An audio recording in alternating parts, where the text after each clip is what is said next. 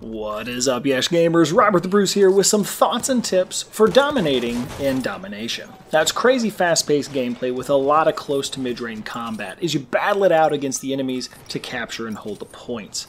Domination can be frustrating though if you feel like you're constantly running between different objectives and just being killed along the way. So I've put together this video with a few of the strategies I like to use to try and stay one step ahead of the enemy. Now first off, and this may be one of the most important things I say, stick to the outside of the map as much as you can. This is not me saying to go hide in camp, no, the exact opposite. Capture those objectives constantly, but instead of running the fastest route, which is usually through the center of the map in some way, take a little bit of a wider route and try to hug the outside edges as you move around. Because domination maps are smaller, there's usually bad guys all over the place. You never know for sure if an area is safe, even if it's close to an objective your team is currently holding. Enemies love to get set up in various buildings and windows all throughout the map, just watching the most traveled routes so that they can try and pick off easy kills. On top of that, the enemy players are also usually taking the quicker routes through the middle of the map themselves.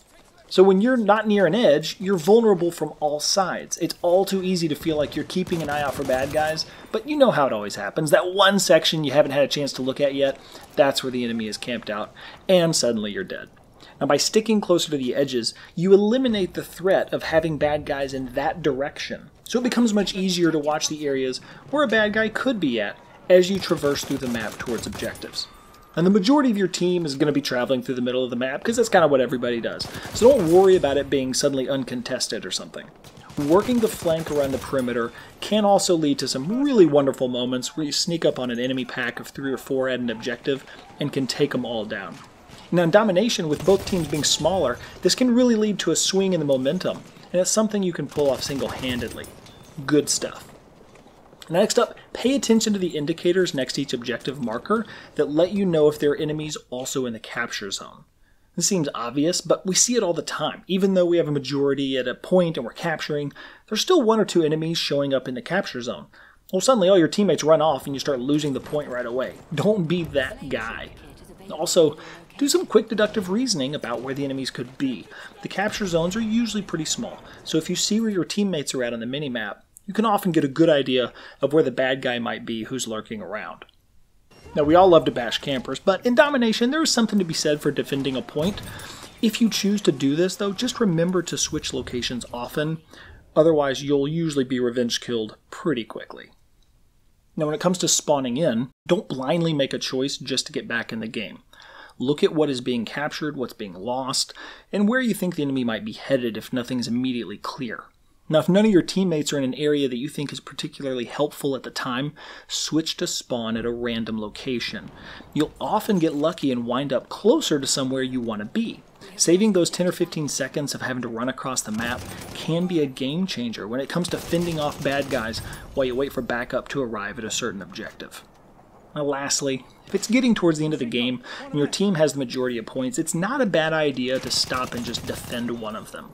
Especially if it's close. You just want to let the clock tick down to victory instead of risking losing the advantage by running around. Now the only time I'd say you definitely want to stay on the offensive is if your team is losing pretty badly and you really need to hold all the points to try and make a comeback. Now if that's not the case though, I like to move just outside of the capture zone but stay close by.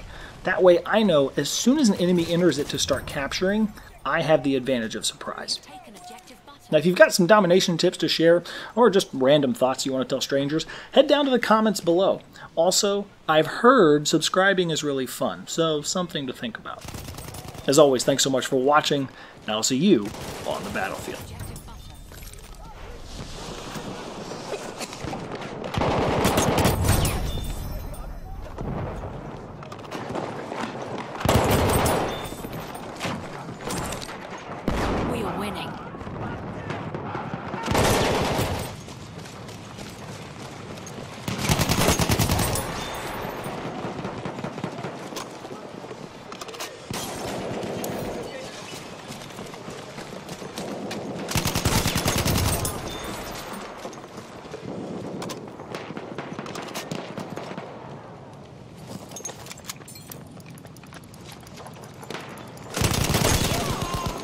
Sentry kit point is available near your location.